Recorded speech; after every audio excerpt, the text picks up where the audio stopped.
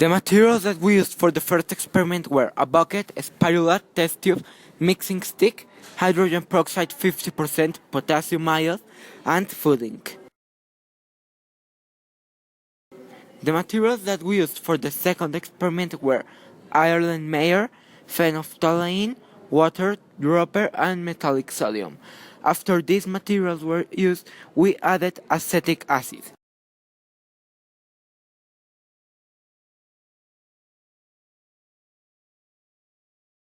For the first experiment, this was the procedure. First of all, put hydrogen peroxide at 50% in the test tube.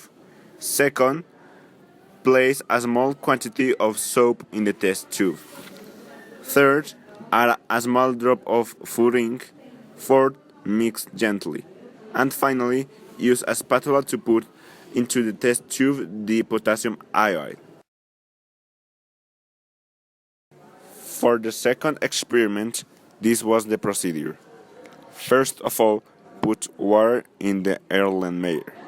Second, place with a dropper some drops of phenolphthalein. And third, put a small quantity of metallic sodium. After doing this procedure and the result is complete, place some acetic acid in the Erlenmeyer.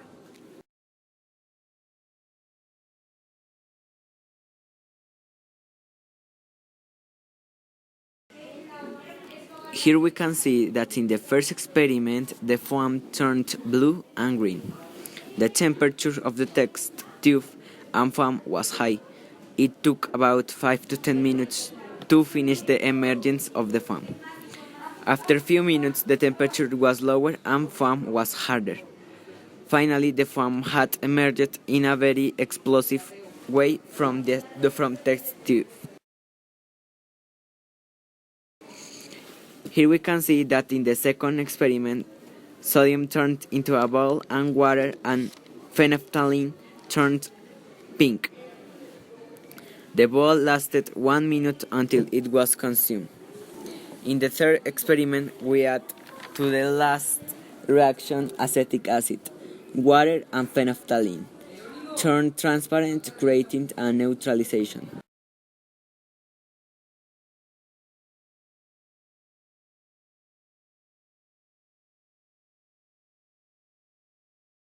The first experiment is irreversible because reactants burn out, and it's exothermic because this reaction released heat. The second experiment is reversible because acetic acid turned reaction into its starting point. Also is neutralization because an alkaline and acid component treated water. In addition, is exothermic because it releases heat.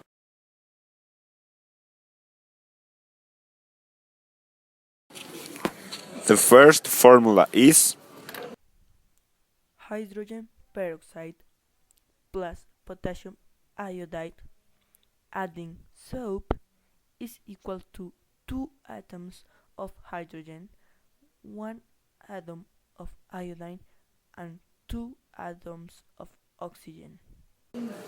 the second formula is Water plus sodium is equal to 1 atom of sodium, 2 atoms of oxygen, and 2 atoms of hydrogen. The last result plus acetic acid is equal to water. This equation can be made in both directions.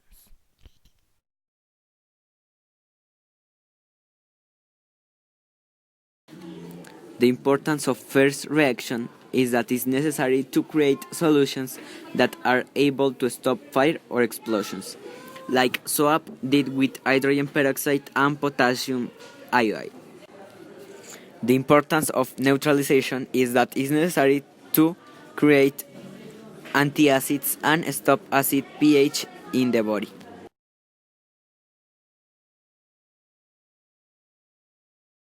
For the recommendation, do not use many soap because the reaction would lose a lot of time and do not consume or contact with the body any reactant.